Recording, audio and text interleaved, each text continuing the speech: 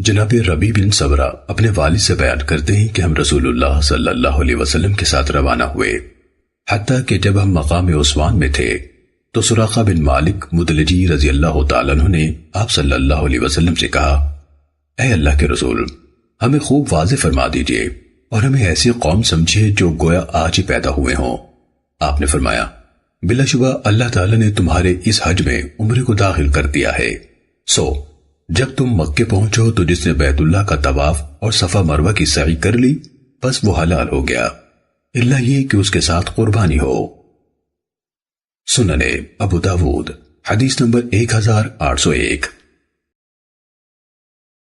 حضرت ابن عباس رضی اللہ تعالیٰ عنہ بیان کرتے ہیں کہ حضرت معاویہ رضی اللہ تعالیٰ عنہ نے انہیں بتایا کہ میں نے مروہ پر ایک تیر کے پھل سے نبی صلی اللہ علیہ وسلم کے بال کاٹے تھے، یا میں نے دیکھا کہ مروہ پر تیر کے پھل سے آپ کے بال کاٹے گئے۔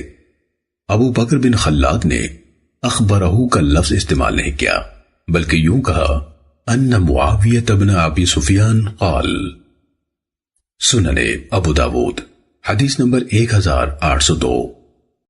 حضرت ابن عباس رضی اللہ تعالیٰ عنہ بیان کرتے ہیں کہ حضرت معاویہ رضی اللہ تعالیٰ عنہ نے ان سے کہا، کیا تمہیں معلوم نہیں کہ میں نے مروہ پر ایک بدوی کے تیر کے پھل سے رسول اللہ صلی اللہ علیہ وسلم کے بال کاٹے تھے؟ حسن بن علی کی روایت میں اضافہ ہے حج کے موقع پر۔ سنن ابو داود حدیث نمبر 1803۔ حضرت ابن عباس رضی اللہ تعالیٰ عنہ بیان کرتے ہیں کہ نبی صلی اللہ علیہ وسلم نے عمرے کا تلبیہ پکارا اور آپ کے اصحاب نے حج کا۔ سنن ابو داود حدیث نمبر 1804۔ حضرت عبداللہ بن عمر رضی اللہ تعالیٰ عنہ بیان کرتے ہیں کہ رسول اللہ صلی اللہ علیہ وسلم نے حجۃ الوداع میں عمرے کو حج کے ساتھ ملا کر تمتع کیا۔ تمتع کا لغوی معنی استفادہ مراد ہے۔ آپ نے ذوالحلیفہ سے قربانی لی اور اپنے ساتھ لے گئے۔ ابتدا میں رسول اللہ صلی اللہ علیہ وسلم نے عمرے کا تلبیہ کہا اور پھر حج کا، اور لوگوں نے بھی آپ کے ساتھ عمرے کو حج کے ساتھ ملا کر تمتع کیا۔ لوگوں میں سے کچھ تو وہ تھے جو قربانی اپنے ساتھ لے گئے اور کچھ وہ تھے جو نہ لے گئے۔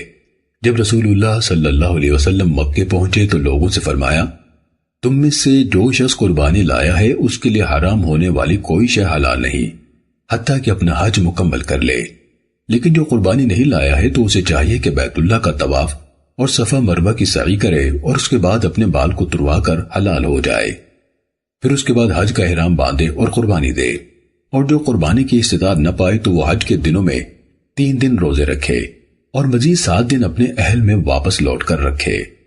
چنانچہ رسول اللہ صلی اللہ علیہ وسلم نے مکے پہنچنے پر طواف کیا اور سب سے پہلے رکن یعنی حجر اسود کو بوسہ دیا، پھر طواف کے 7 چکروں میں سے پہلے 3 چکروں میں آہستہ آہستہ دوڑے اور باقی 4 میں عام رفتار سے چلے۔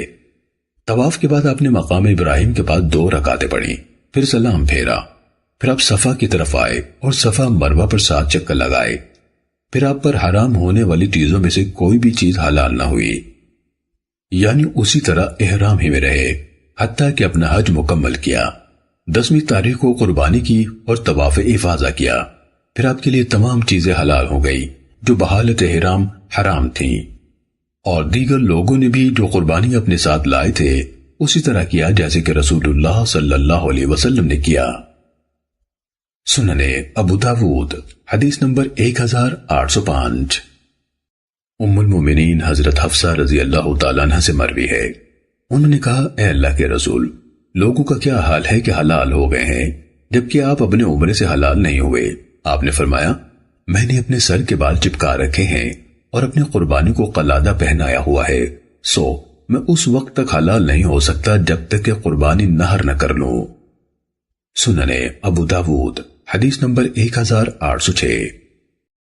حضرت عبداللہ بن عباس رضی اللہ تعالیٰ عنہ سے روایت ہے کہ ان کے بھائی حضرت فضل بن عباس رضی اللہ عنہما رسول اللہ صلی اللہ علیہ وسلم کے ساتھ سواری پر ان کے پیچھے بیٹھے ہوئے تھے کہ قبیلہ خثعم کی ایک عورت آپ سے کچھ پوچھنے کو آئی، تو فضل اسے دیکھنے لگے اور وہ انہیں دیکھنے لگی، تو رسول اللہ صلی اللہ علیہ وسلم نے حضرت فضل کا چہرہ دوسری طرف پھیر دیا۔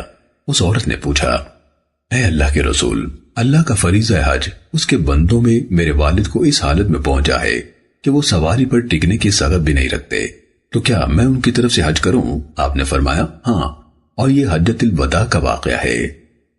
سننے ابو داود حدیث نمبر 1809۔ بنو عامر کے ایک شخص ابو رضی نے بیان کیا کہ انہوں نے پوچھا تھا کہ اے اللہ کے رسول، میرے والد بہت بوڑھے ہیں اور حج عمرے کی طاقت نہیں رکھتے اور نہ سواری پر سوار ہو سکتے ہیں۔ آپ صلی اللہ علیہ وسلم نے فرمایا اپنے باپ کی طرف سے حج کرو اور عمرہ بھی۔ سننے ابو داود حدیث نمبر 1810۔ حضرت عبداللہ بن عمر رضی اللہ تعالیٰ عنہ سے روایت ہے کہ رسول اللہ صلی اللہ علیہ وسلم کے تلبیہ کے الفاظ اس طرح تھے: لبیک اللہم لبیک، لبیک لا شریک لک لبیک، ان الحمد والنعمت لک والملک لا شریک لک۔ حاضر ہوں میں، اے اللہ حاضر ہوں، حاضر ہوں، تیرا کوئی شریک نہیں، میں حاضر ہوں، بے شک تمام تعریفیں اور نعمتیں تیری ہیں اور ملک بھی تیرا ہی ہے، تیرا کوئی شریک نہیں۔ نافع نے بیان کیا کہ حضرت عبداللہ بن عمر رضی اللہ عنہما اپنے تلبیہ میں اضافہ کرتے ہوئے یوں کہا کرتے تھے: لبیک لبیک لبیک وسعدیک والخیر بیدیک والرغباء الیک والعمل۔ میں حاضر ہوں، میں حاضر ہوں، میں حاضر ہوں اور بہت سعادت مند ہوں، خیر اور بھلائی سب تیرے ہاتھوں میں ہے، ہماری سب رغبتیں اور سوال تیری طرف ہیں اور عمل بھی تیرے ہی لیے ہیں۔ سننے ابو داود حدیث نمبر 1812۔ حضرت جابر بن عبداللہ رضی اللہ عنہما کا بیان ہے کہ رسول اللہ صلی اللہ علیہ وسلم نے احرام باندھا اور تلبیہ پڑھا، اور حضرت ابن عمر رضی اللہ عنہما کی روایت کی مانند تلبیہ کے الفاظ بیان کیے۔ کہا کہ لوگ ذل معارج اور اس طرح کے الفاظ زیادہ کرتے تھے، نبی صلی اللہ علیہ وسلم انہیں سنتے اور انہیں کچھ نہ کہتے۔ ذل معارج یعنی اے اللہ بلندیوں والے اور انعامات کے مالک۔ سننے ابو داود حدیث نمبر 1813۔ جناب خلاد بن صائب انصاری اپنے والد سے نقل کرتے ہیں کہ رسول اللہ صلی اللہ علیہ وسلم نے فرمایا میرے پاس جبرائیل علیہ السلام آئے اور مجھے حکم دیا کہ میں اپنے صحابہ اور دوسرے ساتھ والوں کو حکم دوں کہ تلبیہ کہنے میں اپنی آوازیں اونچی رکھیں۔ راوی کہتا ہے کہ آپ کے الفاظ بالاحلال تھے یا بالتلبیہ، معنی ایک ہی ہے۔ سننے ابو داود حدیث نمبر 1814۔ حضرت فضل بن عباس رضی اللہ عنہما سے روایت ہے کہ رسول اللہ صلی اللہ علیہ وسلم 10ویں ذی الحج کو جمرہ عقبہ کو کنکریاں مارنے۔ حضرت فضل بن عباس رضی اللہ تعالیٰ عنہما سے روایت ہے کہ رسول اللہ صلی اللہ علیہ وسلم 10ویں ذی الحج کو جمرہ عقبہ کو کنکریاں مارنے تک تلبیہ کہتے رہے۔ سننے ابو داود حدیث نمبر 1815۔ حضرت عبداللہ بن عمر رضی اللہ تعالیٰ عنہما سے منقول ہے، کہتے ہیں کہ ہم 9ویں تاریخ کو صبح کے وقت مینا سے عرفات کی طرف روانہ ہوئے تو کچھ لوگ ہم میں سے تلبیہ پکار رہے تھے اور کچھ تکبیر۔ سننے ابو داود حدیث نمبر 1816۔ جناب صفوان اپنے والد یعلا بن امیہ رضی اللہ تعالیٰ عنہ سے روایت کرتے ہیں کہ ایک شخص نبی صلی اللہ علیہ وسلم کی خدمت میں حاضر ہوا جبکہ آپ مقام جعرانہ میں تھے، اور اس آدمی پر خلوق خوشبو کا اثر تھا جو کہ زعفران وغیرہ سے بنی ہوتی ہے، یا کہا کہ زرد رنگ کی خوشبو تھی، اور وہ جبہ پہنے ہوئے تھا۔ اس نے کہا اے اللہ کے رسول، آپ مجھے کیا ارشاد فرماتے ہیں کہ میں اپنے عمرے میں کیسے کروں؟ تو اللہ تبارک و تعالی نے نبی صلی اللہ علیہ وسلم پر وحی نازل فرمائی۔ جب آپ سے یہ کیفیت دور ہوئی تو دریافت کیا وہ عمرے کے متعلق پوچھنے والا کہاں ہے؟ آپ نے اس سے فرمایا خلوق خوشبو دھو ڈالو، یا فرمایا زرد رنگ دھو ڈالو، جبہ اتار دو اور اپنے عمرے میں وہی کچھ کرو جو تم اپنے حج میں کرتے ہو۔ سننے ابو داود حدیث نمبر 1819۔ حضرت یعلا ابن منیہ رضی اللہ تعالیٰ عنہ نے یہ خبر روایت کی، اس میں ہے کہ رسول اللہ صلی اللہ علیہ وسلم نے اسے حکم دیا کہ اسے اتار دو یعنی جبے کو، اور غسل کرو 2 بار یا 3 بار، اور حدیث بیان کی۔ سننے ابو داود حدیث نمبر 1821۔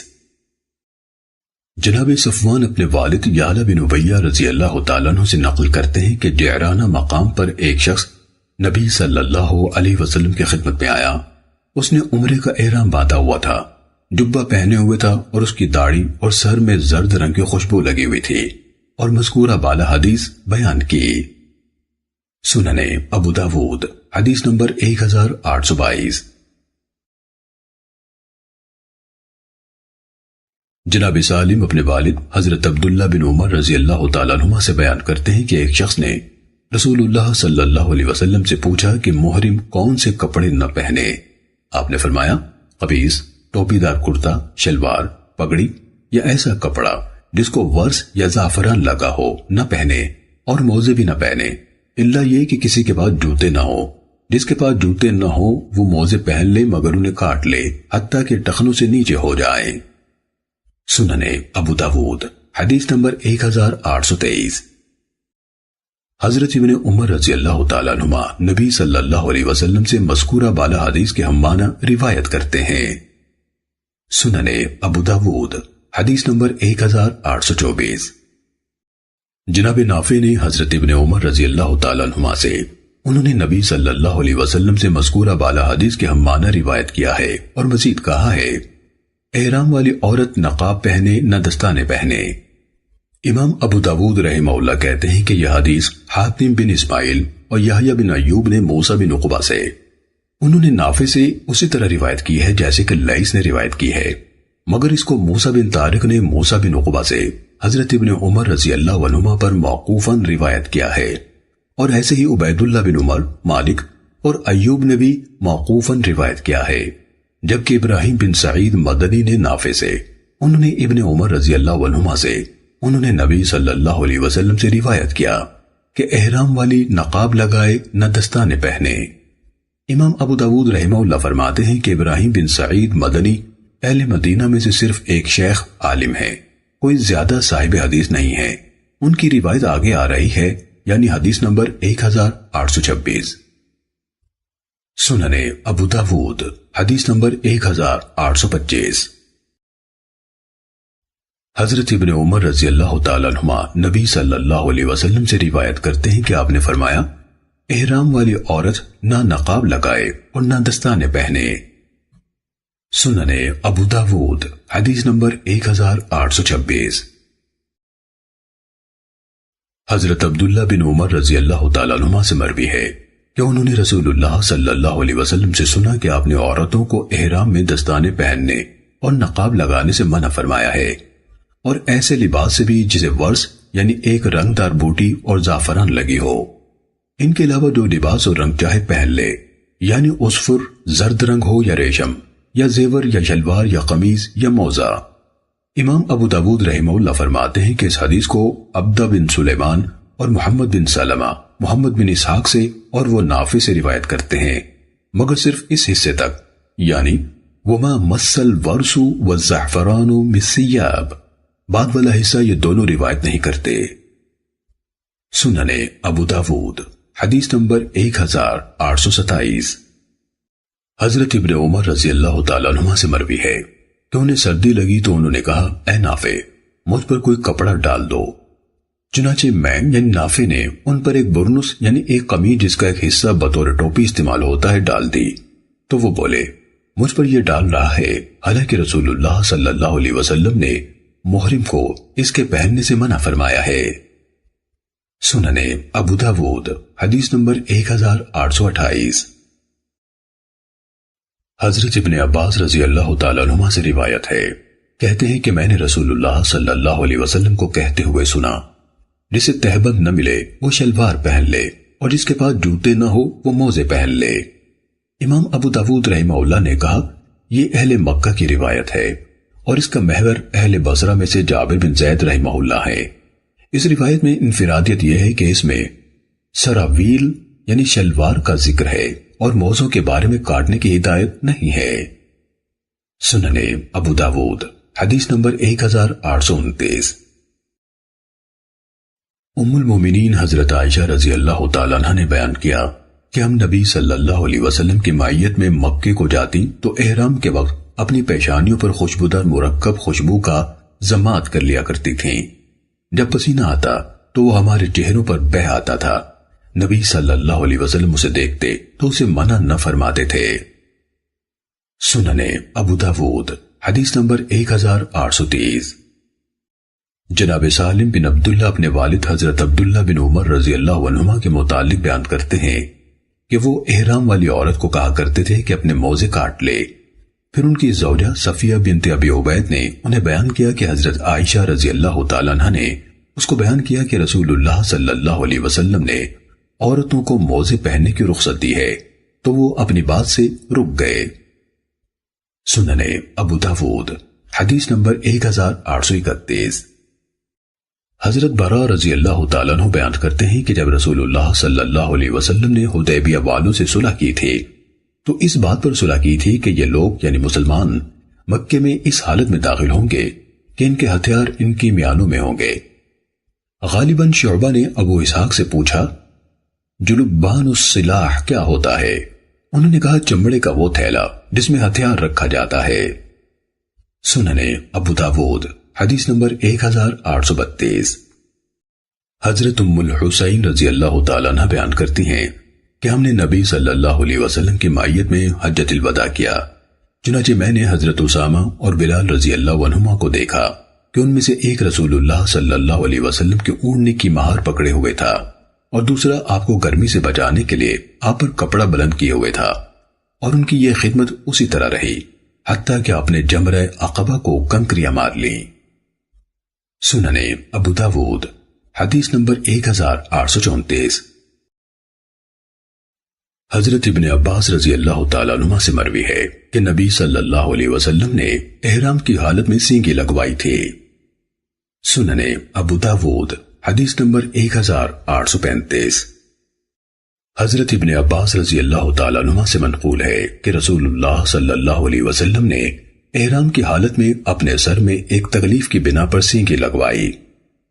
سننے ابو داود حدیث نمبر 1836۔ جناب نبیہ بن وہب رحمہ اللہ سے مروی ہے کہ عمر بن عبید اللہ بن معمر کی آنکھیں خراب ہو گئیں تو انہوں نے جناب ابان بن عثمان سے پوچھا کہ کیا کیا جائے۔ سفیان نے بتایا کہ یہ ان دنوں امیر حج تھے۔ انہوں نے جواب دیا کہ ایلوے کا لیپ کر لے، بے شک میں نے حضرت عثمان رضی اللہ تعالیٰ عنہ سے سنا تھا، وہ یہ بات رسول اللہ صلی اللہ علیہ وسلم سے بیان کرتے تھے۔ سننے ابو داود حدیث نمبر 1838۔ عثمان بن ابی شیبہ نے اسے اسماعیل بن ابراہیم سے، انہوں نے نافع سے، انہوں نے نبیہ بن وہب سے مذکورہ بالا روایت بیان کی۔ سننے ابو داود حدیث نمبر 1839۔ عبداللہ بن حنین سے مروی ہے کہ حضرت عبداللہ بن عباس اور مسور بن مخرمہ رضی اللہ عنہم ابوا مقام میں تھے کہ ان میں ایک مسئلے میں اختلاف ہو گیا۔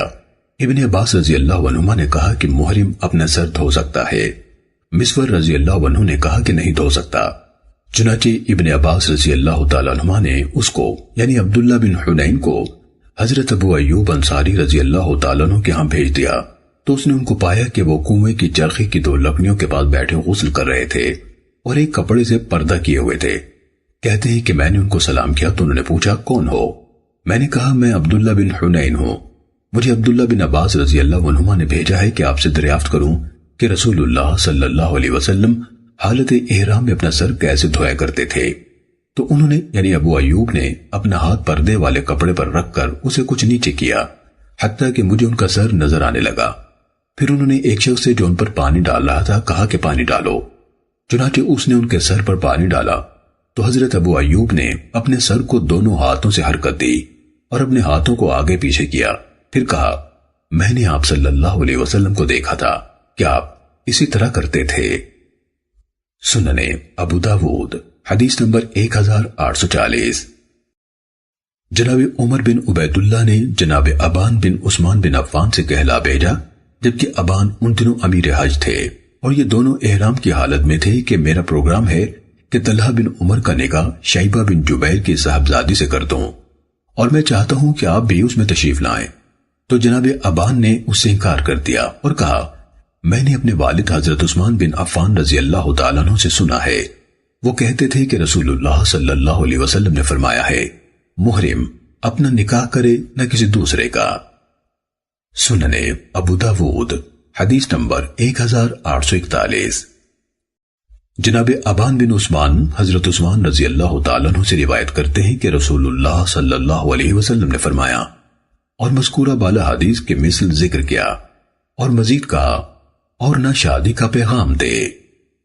سننے ابو داود حدیث نمبر 1842۔ حضرت میمونہ رضی اللہ تعالیٰ عنہ کے بھتیجے یزید بن اسم حضرت میمونہ رضی اللہ تعالیٰ عنہ سے روایت کرتے ہیں، وہ کہتی ہیں کہ رسول اللہ صلی اللہ علیہ وسلم نے مجھ سے مقام سلف میں نکاح کیا تھا اور ہم دونوں حلال تھے۔ سننے ابو داود حدیث نمبر 1843۔ حضرت ابن عباس رضی اللہ تعالیٰ عنہ بیان کرتے ہیں کہ نبی صلی اللہ علیہ وسلم نے حضرت میمونہ رضی اللہ تعالیٰ عنہ سے نکاح کیا جبکہ آپ حالت احرام میں تھے۔ سننے ابو داود حدیث نمبر 1844۔ جناب سالم اپنے والد حضرت عبداللہ بن عمر رضی اللہ عنہما سے روایت کرتے ہیں کہ نبی صلی اللہ علیہ وسلم سے سوال کیا گیا کہ محرم کون سے جانور قتل کر سکتا ہے؟ آپ نے فرمایا، 5 جانوروں کے قتل میں کوئی گناہ نہیں ہے، حرم میں مارے یا اس سے باہر حل میں، اور حالت احرام میں مارے یا حلال ہوتے ہوئے، یعنی بچھو، کوا، چوہا، چیل اور کاٹنے والا کتا۔ سننے ابو داود حدیث نمبر 1846۔ حضرت ابو ہریرہ رضی اللہ تعالیٰ عنہ سے مروی ہے، رسول اللہ صلی اللہ علیہ وسلم نے فرمایا، 5 قسم کے جانوروں کو حرم میں قتل کرنا حلال ہے، یعنی سانپ، بچھو، چیل، چوہا اور کاٹنے والا کتا۔ سننے ابو داود حدیث نمبر 1847۔ حضرت ابن عباس رضی اللہ تعالیٰ عنہ سے مروی ہے، انہوں نے کہا، اے زید بن ارقم، کیا تمہیں معلوم ہے کہ رسول اللہ صلی اللہ علیہ وسلم کو ایک شکار کا عضو ہدیہ دیا گیا تھا تو آپ نے اسے قبول نہیں کیا تھا اور فرمایا تھا ہم احرام میں ہیں؟ حضرت زید رضی اللہ تعالیٰ عنہ نے جواب دیا، ہاں۔ سننے ابو داود حدیث نمبر 1850۔ حضرت ابو قتادہ انصاری رضی اللہ تعالیٰ عنہ سے مروی ہے کہ وہ نبی صلی اللہ علیہ وسلم کے ساتھ تھے، حتیٰ کہ مکے کے راستے میں ایک جگہ وہ اپنے ساتھیوں کے ساتھ پیچھے رہ گئے جو کہ احرام میں تھے، جبکہ یہ بغیر احرام کے تھے۔ ابو قتادہ رضی اللہ تعالیٰ عنہ نے ایک نیل گائے کو دیکھا تو اپنے گھوڑے پر سوار ہو گئے اور ساتھیوں سے کہا کہ مجھے میرا کوڑا پکڑا دو۔ انہوں نے کوڑا دینے سے انکار کر دیا، پھر بھالا مانگا تو انہوں نے اس کے دینے سے بھی انکار کر دیا۔ آخر خود ہی اٹھایا اور اس نیل گائے کے پیچھے بھاگ گئے اور اسے مار لائے، تو کچھ اصحاب رسول صلی اللہ علیہ وسلم نے اس کا گوشت کھایا اور کچھ نے انکار کر دیا۔ پھر جب یہ حضرات رسول اللہ صلی اللہ علیہ وسلم سے جا ملے تو آپ سے اس کے بارے میں دریافت کیا۔ آپ صلی اللہ علیہ وسلم نے فرمایا، یہ تو رزق ہے جو اللہ نے تمہیں کھلایا ہے۔ سننے ابو داود حدیث نمبر 1852۔ حضرت ابو ہریرہ رضی اللہ تعالیٰ عنہ سے مروی ہے، نبی صلی اللہ علیہ وسلم نے فرمایا، ٹڈی سمندر کے شکار کی قسم میں سے ہے۔ سننے ابو داود حدیث نمبر 1853۔ جناب کعب احبار رحمہ اللہ سے منقول ہے کہ ٹڈی سمندر کے شکار میں سے ہے۔ سننے ابو داود حدیث نمبر 1855۔ حضرت کعب بن عجرہ رضی اللہ تعالیٰ عنہ سے روایت ہے کہ حدیبیہ کے دنوں میں رسول اللہ صلی اللہ علیہ وسلم ان کے پاس سے گزرے اور فرمایا، تمہارے سر کی جوؤں نے تمہیں ایزا دے رکھی ہے؟ انہوں نے کہا، ہاں۔ تو نبی صلی اللہ علیہ وسلم نے فرمایا، سر منڈوا لو اور پھر ایک بکری کی قربانی کر دو، یا 3 دن روزے رکھو، یا 3 سا کھجور 6 مسکینوں میں تقسیم کر دو۔ سننے ابو داود حدیث نمبر 1856۔ حضرت کعب بن عجرہ رضی اللہ تعالیٰ عنہ سے مروی ہے، رسول اللہ صلی اللہ علیہ وسلم نے ان سے فرمایا، چاہو تو قربانی دے دو، چاہو تو 3 دن روزے رکھ لو، اور چاہو تو 3 سا کھجور 6 مسکینوں کو کھلا دو۔ سننے ابو داود حدیث نمبر 1857۔ حضرت کعب بن عجرہ رضی اللہ تعالیٰ عنہ کا بیان ہے کہ حدیبیہ کے دنوں میں رسول اللہ صلی اللہ علیہ وسلم ان کے پاس سے گزرے اور قصہ بیان کیا۔ آپ نے پوچھا، کیا تمہارے پاس خون یعنی فدیے کا جانور ہے؟ انہوں نے کہا، نہیں۔ آپ نے فرمایا، تو 3 دن روزے رکھو یا 3 سا کھجور 6 مسکینوں میں صدقہ کر دو، ہر 2 مسکینوں کو 1 سا دو۔ سننے ابو داود حدیث نمبر 1858۔ حضرت کعب بن عجرہ رضی اللہ تعالیٰ عنہ سے اس قصے میں مروی ہے کہ آپ نے فرمایا، ان تینوں کاموں میں سے جو بھی کرو گے تم سے کفایت کرے گا۔ سننے ابو داود حدیث نمبر 1861۔ حضرت حجاج بن عمرو انصاری رضی اللہ تعالیٰ عنہ بیان کرتے ہیں کہ رسول اللہ صلی اللہ علیہ وسلم نے فرمایا، جس کی ہڈی ٹوٹ جائے یا لنگڑا ہو جائے تو وہ حلال ہو گیا، یعنی اس کے لیے حلال ہو جانا مباح ہے اور آئندہ کے لیے اس پر حج ہے۔ جناب اکرمہ کہتے ہیں، میں نے حضرت ابن عباس رضی اللہ تعالیٰ عنہما اور ابو ہریرہ رضی اللہ تعالیٰ عنہ سے اس بارے میں پوچھا، ان دونوں نے حجاج کی روایت کی تصدیق کی۔ سننے ابو داود حدیث نمبر 1862۔ حضرت حجاج بن عمرو نبی صلی اللہ علیہ وسلم سے بیان کرتے ہیں کہ آپ نے فرمایا، جس کی ہڈی ٹوٹ جائے یا وہ لنگڑا ہو جائے یا بیمار پڑ جائے، اور مذکورہ بالا حدیث کے معنی بیان کیا۔ امام ابو داود رحمہ اللہ کے شیخ جناب سلمہ بن شبیب نے اپنی سند میں انبأنا یعنی ہم کو خبر دی کا کلمہ استعمال کیا، اس طرح انہوں نے اپنے شیخ سے سماع کی تصریح کر دی۔ سننے ابو داود حدیث نمبر 1863۔ عمرو بن میمون کہتے ہیں کہ میں نے ابو حازر حمیری کو سنا، وہ میرے والد میمون بن مہران سے بیان کر رہے تھے کہ جس سال اہل شام نے مکے میں ابن زبیر کا محاصرہ کیا تھا، میں یعنی ابو حازر حمیری عمرے کی غرض سے روانہ ہوا۔ میرے ساتھ قوم کے کچھ افراد نے اپنی قربانیاں بھی بھیجی تھیں۔ جب ہم اہل شام کے پاس پہنچے تو انہوں نے ہمیں حرم میں داخل ہونے سے روک دیا، چنانچہ میں نے قربانی اسی جگہ نہر کر دی اور پھر حلال ہو گیا اور واپس لوٹ آیا۔ پھر جب اگلا سال آیا اور میں اپنے عمرے کی قضاء کے لیے چلا تو حضرت ابن عباس رضی اللہ عنہما کے ہاں آیا اور ان سے پوچھا تو انہوں نے کہا، اپنی قربانی کا بدل بھی دو، بے شک رسول اللہ صلی اللہ علیہ وسلم نے عمرہ قضاء میں اپنے صحابہ سے فرمایا تھا کہ حدیبیہ کے سال انہوں نے جو قربانیاں کی تھیں ان کے عوض قربانیاں بھی کریں۔ سننے ابو داود حدیث نمبر 1864۔ حضرت ابن عمر رضی اللہ تعالیٰ عنہما سے مروی ہے کہ وہ جب بھی مکہ آتے تو وادی ذی طویٰ میں رات گزارتے حتیٰ کہ صبح ہو جاتی اور غسل کرتے، پھر دن چڑھے مکے میں داخل ہوتے اور نبی صلی اللہ علیہ وسلم کے متعلق بیان کرتے کہ آپ نے ایسے ہی کیا تھا۔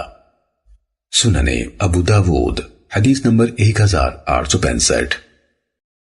حضرت ابن عمر رضی اللہ تعالیٰ عنہما سے مروی ہے کہ نبی صلی اللہ علیہ وسلم مکے میں بالائی جانب کی گھاٹی سے تشریف لایا کرتے تھے۔ مسدد اور ابن حنبل نے یحییٰ سے نقل کرتے ہوئے کہا کہ نبی صلی اللہ علیہ وسلم بدھا کی گھاٹی سے قدح کی جانب سے مکے میں داخل ہوتے تھے اور زیری جانب کی گھاٹی سے واپس جاتے تھے۔ برمکی یعنی عبداللہ بن جعفر نے مزید کہا کہ مکے کی 2 گھاٹیاں مراد ہیں اور مسدد کی روایت زیادہ کامل ہے۔ سننے ابو داود حدیث نمبر 1866۔ حضرت عبداللہ بن عمر رضی اللہ تعالیٰ عنہما بیان کرتے ہیں کہ نبی صلی اللہ علیہ وسلم مدینہ منورہ سے نکلتے ہوئے شجرے والی راہ اختیار فرماتے، یعنی ذوالحلیفہ والی، جہاں اس زمانے میں ایک درخت بھی تھا، اور واپسی میں معرس والی جانب سے داخل ہوتے، یعنی مدینے میں۔ سننے ابو داود حدیث نمبر 1867۔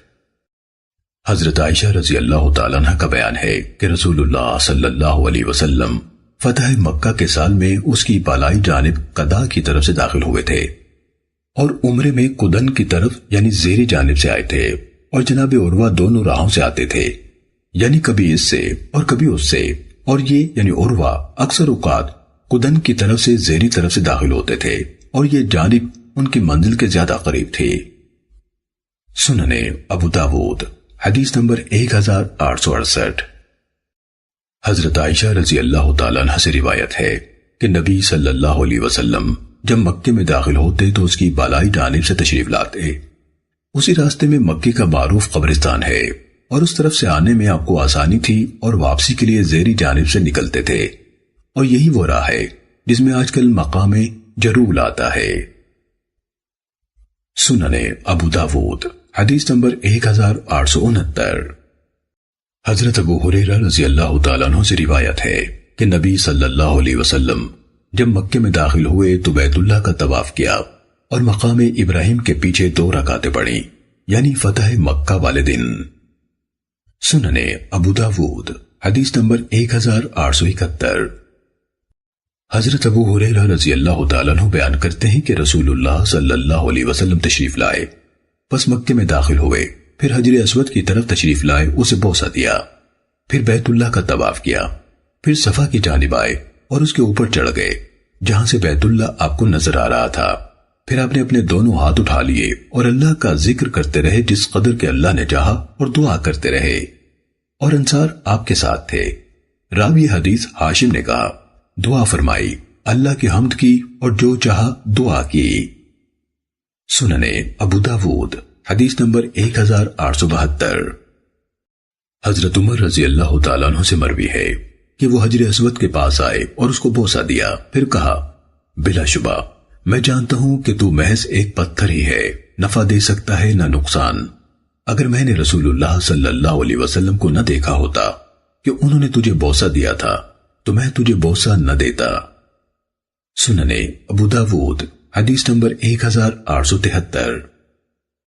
حضرت ابن عمر رضی اللہ تعالیٰ عنہ بیان کرتے ہیں کہ میں نے رسول اللہ صلی اللہ علیہ وسلم کو دیکھا، آپ بیت اللہ کے صرف 2 یمانی ارکان کو ہی ہاتھ لگاتے تھے۔ سننے ابو داود حدیث نمبر 1874۔ حضرت ابن عمر رضی اللہ تعالیٰ عنہ کو حضرت عائشہ رضی اللہ تعالیٰ عنہ کا یہ بیان بتایا گیا کہ حجر یعنی ہا کے کسرہ کے ساتھ یعنی حتیم کا کچھ حصہ بیت اللہ میں سے ہے، تو انہوں نے کہا، قسم اللہ کی میرا خیال ہے کہ حضرت عائشہ رضی اللہ تعالیٰ عنہ نے اگر یہ بات رسول اللہ صلی اللہ علیہ وسلم سے سنی ہے تو میں سمجھتا ہوں کہ رسول اللہ صلی اللہ علیہ وسلم نے بھی ان یعنی شامی ارکان کا استلام یعنی مس کرنا صرف اسی لیے ترک فرمایا تھا کہ یہ بیت اللہ کی اصل بنیادوں پر نہیں ہے، اور لوگ بھی حجر یعنی حتیم کے باہر سے اسی بنا پر طواف کرتے ہیں۔ سننے ابو داود حدیث نمبر 1875۔ حضرت ابن عمر رضی اللہ تعالیٰ عنہ سے مروی ہے کہ رسول اللہ صلی اللہ علیہ وسلم طواف کے کسی چکر میں بھی رکن یمانی اور حجر اسود کا استلام یعنی اسے مس کرنا نہ چھوڑتے تھے۔ نافع نے کہا، اور حضرت عبداللہ بن عمر رضی اللہ عنہ بھی ایسے ہی کیا کرتے تھے۔ سننے ابو داود حدیث نمبر 1876۔ حضرت ابن عباس رضی اللہ عنہما سے روایت ہے کہ رسول اللہ صلی اللہ علیہ وسلم نے حجۃ الوداع میں اونٹ پر سوار ہو کر طواف کیا، آپ اپنے عصا سے رکن یعنی حجر اسود کو مس کرتے تھے۔ سننے ابو داود حدیث نمبر 1877۔ صفیہ بنت شیبہ رضی اللہ تعالیٰ عنہ بیان کرتی ہیں کہ فتح مکہ کے سال جب رسول اللہ صلی اللہ علیہ وسلم کو مکے میں اطمینان حاصل ہو گیا تو آپ نے اپنے اونٹ پر سوار ہو کر طواف کیا۔ کہتی ہیں کہ میں آپ کو دیکھ رہی تھی کہ آپ اپنے عصا سے رکن یعنی حجر اسود کا استلام فرماتے تھے۔ سننے ابو داود حدیث نمبر 1878۔ جناب ابو طفیل عامر بن واصلہ رضی اللہ تعالیٰ عنہ کہتے ہیں کہ میں نے نبی صلی اللہ علیہ وسلم کو دیکھا کہ آپ اپنی سواری پر سوار بیت اللہ کا طواف کر رہے تھے، اپنے عصا سے رکن یعنی حجر اسود کا استلام کرتے تھے اور پھر اسے بوسہ دیتے تھے۔ محمد بن رافع نے مزید کہا، پھر آپ صفا مروہ کی طرف تشریف لے گئے اور اپنی سواری پر ان کے مابین 7 چکر لگائے۔ سننے ابو داود حدیث نمبر 1879۔ حضرت جابر بن عبداللہ رضی اللہ تعالیٰ عنہ بیان کرتے ہیں کہ نبی صلی اللہ علیہ وسلم نے حجۃ الوداع میں اپنی سواری پر سوار ہو کر بیت اللہ کا طواف کیا اور صفا مروہ کی سعی کی تاکہ لوگ آپ کو دیکھ لیں اور آپ ان سے بلند رہیں اور وہ آپ سے مسائل دریافت کر سکیں، کیونکہ لوگوں نے آپ کو گھیر رکھا تھا۔ سننے ابو داود حدیث نمبر 1880۔ ام المومنین حضرت ام سلمہ رضی اللہ تعالیٰ عنہ سے روایت ہے، وہ کہتی ہے کہ میں نے رسول اللہ صلی اللہ علیہ وسلم سے کہا کہ میری طبیعت خراب ہے، تو آپ نے فرمایا سواری پر بیٹھ کر لوگوں کے پیچھے سے طواف کر لو۔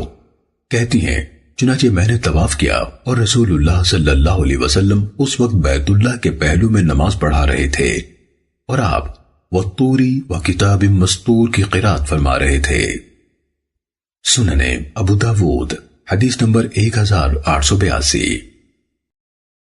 حضرت ابن عباس رضی اللہ عنہما سے روایت ہے کہ رسول اللہ صلی اللہ علیہ وسلم اور آپ کے صحابہ نے مقام جعرانہ سے احرام باندھ کر عمرہ کیا تو بیت اللہ میں انہوں نے رمل کیا اور اپنی چادروں کو اپنے بغلوں کے نیچے سے بائیں کندھوں پر ڈال لیا۔ سننے ابو داود حدیث نمبر 1884۔ حضرت ابو طفیل رضی اللہ تعالیٰ عنہ کہتے ہیں کہ میں نے حضرت ابن عباس رضی اللہ تعالیٰ عنہ سے کہا، آپ کی قوم کا خیال ہے کہ رسول اللہ صلی اللہ علیہ وسلم نے بیت اللہ میں رمل کیا تھا اور یہ کہ یہ سنت ہے، تو وہ بولے کہ انہوں نے سچ کہا ہے اور کچھ غلط۔ میں نے کہا کیا مطلب، کیا سچ کہا اور کیا غلط؟ فرمایا یہ تو سچ ہے کہ رسول اللہ صلی اللہ علیہ وسلم نے رمل کیا تھا، مگر سنت کہنا غلط ہے۔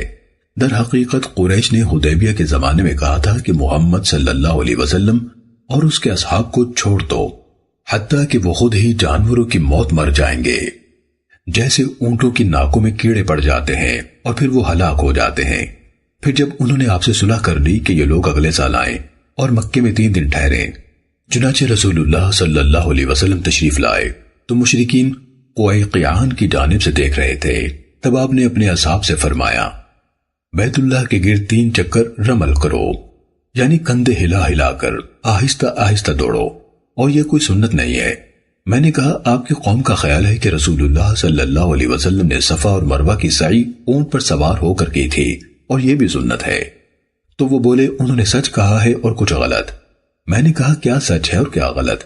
فرمایا سچ یہ ہے کہ رسول اللہ صلی اللہ علیہ وسلم نے صفا اور مروہ کی سعی اونٹ پر کی تھی، مگر یہ سنت ہو۔ غلط ہے، دراصل لوگوں کو رسول اللہ صلی اللہ علیہ وسلم سے دور نہ کیا جاتا تھا اور نہ ہٹایا جاتا تھا، جبکہ وہ آپ پر ہجوم کیے ہوئے تھے، تو آپ نے اونٹ پر سوار ہو کر سعی کی تاکہ وہ آپ کی بات سن سکیں، آپ کو دیکھ سکیں اور ان کے ہاتھ آپ تک نہ پہنچ پائیں۔ سننے ابو داود حدیث نمبر 1885۔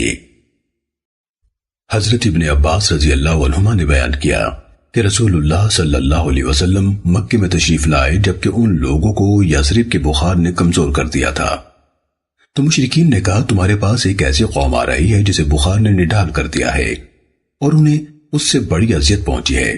اللہ تعالیٰ نے مشرکین کی اس بات سے جو انہوں نے کہی اپنے نبی صلی اللہ علیہ وسلم کو مطلع فرما دیا، بس آپ نے انہیں حکم دیا کہ 3 چکروں میں رمل کریں اور رکن یمانی اور حجر اسود کے درمیان عام رفتار سے چلیں۔ جب انہوں نے ان لوگوں کو رمل کرتے دیکھا کہ بڑی پھرتی سے طواف کر رہے ہیں تو کہنے لگے انہی لوگوں کے بارے میں تم کہتے ہو کہ ان کو بخار نے کمزور کر دیا ہے، یہ تو ہم سے زیادہ طاقتور ہیں۔ حضرت ابن عباس رضی اللہ عنہما نے کہا آپ صلی اللہ علیہ وسلم نے صحابہ پر شفقت فرماتے ہوئے طواف کے سب چکروں میں رمل کا حکم نہیں دیا تھا۔ سننے ابو داود حدیث نمبر 1886۔ جناب اسلم ادبی کہتے ہیں کہ میں نے حضرت عمر ابن الخطاب رضی اللہ تعالیٰ عنہ سے سنا، فرماتے تھے آج یہ کندھے ہلا ہلا کر دوڑنا اور ان کا ننگا کرنا کیوں ہے؟ یعنی اس کی کوئی ضرورت تو نہیں ہے، حالانکہ اللہ تعالیٰ نے اسلام کو قوی اور مضبوط بنا دیا ہے اور کفر و کفار کو یہاں سے نکال باہر کیا ہے۔ اس کے باوجود ہم یہ عمل نہیں چھوڑ سکتے جو رسول اللہ صلی اللہ علیہ وسلم کے دور میں کیا کرتے تھے۔ سننے ابو داود حدیث نمبر 1887۔ حضرت عائشہ رضی اللہ تعالیٰ عنہ کا بیان ہے کہ رسول اللہ صلی اللہ علیہ وسلم نے فرمایا بیت اللہ کا طواف، صفا مروہ کی سعی اور جمرات کو کنکریاں مارنا، یہ سب اللہ کا ذکر قائم کرنے کے لیے ہے۔ سننے ابو داود حدیث نمبر 1888۔ حضرت ابن عباس رضی اللہ تعالیٰ عنہما سے منقول ہے کہ نبی صلی اللہ علیہ وسلم نے استباع کیا، یعنی اپنی چادر کو اپنے دائیں بغل کے نیچے سے نکال کر بائیں کندھے پر ڈال لیا، پھر حجر اسود کا استلام کیا اور اللہ اکبر کہا، پھر 3 چکروں میں رمل کیا۔ صحابہ جب رکن یمانی کے پاس پہنچتے اور قریش کی نظروں سے اوجھل ہو جاتے تو عام رفتار سے چلنے لگتے، پھر جب ان کے سامنے آتے تو آہستہ آہستہ دوڑنے لگتے۔ قریش کہنے لگے یہ تو گویا ہرن ہے۔ حضرت ابن عباس رضی اللہ عنہما نے کہا تب سے یہ سنت ہے۔ سننے ابو داود حدیث نمبر 1889۔ حضرت ابن عباس رضی اللہ عنہما کا بیان ہے کہ رسول اللہ صلی اللہ علیہ وسلم اور آپ کے صحابہ نے جعرانہ سے عمرہ کیا تو انہوں نے بیت اللہ میں رمل کیا اور آخری 4 چکروں میں عام رفتار سے چلے۔ سنن ابو داود حدیث نمبر 1890۔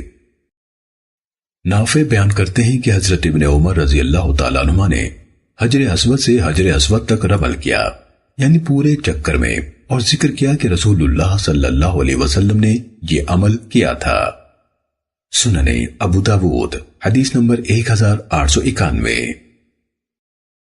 حضرت عبداللہ بن صائب رضی اللہ تعالیٰ عنہ کہتے ہیں کہ میں نے رسول اللہ صلی اللہ علیہ وسلم کو سنا، آپ رکن یمانی اور حجر اسود کے مابین یہ دعا پڑھ رہے تھے، ربنا آتنا فی الدنیا حسنہ وفی الآخرۃ حسنہ وقنا عذاب النار۔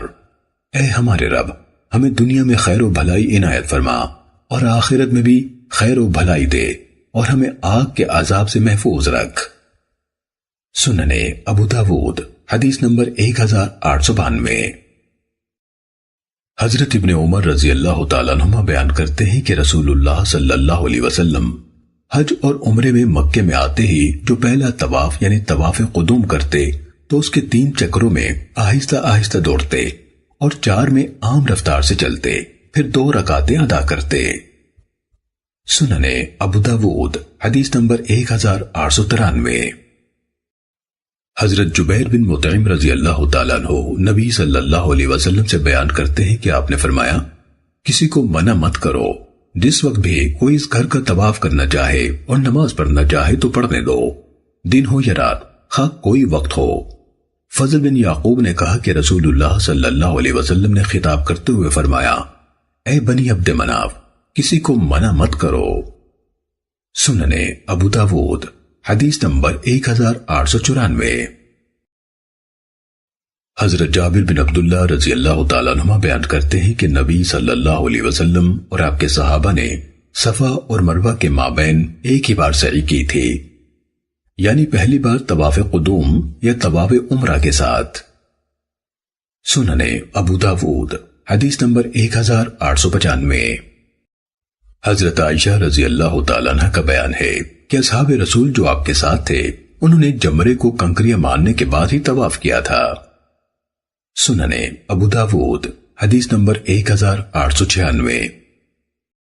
حضرت عائشہ رضی اللہ تعالیٰ عنہ سے روایت ہے کہ نبی صلی اللہ علیہ وسلم نے ان سے فرمایا تھا، تیرا بیت اللہ کا طواف اور صفا مروہ کی سعی تیرے حج اور عمرے دونوں کو کافی ہے۔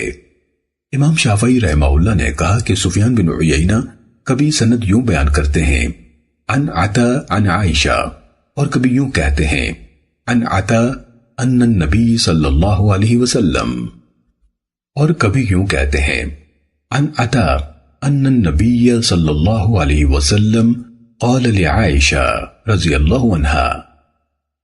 سنن ابو داود حدیث نمبر 1897۔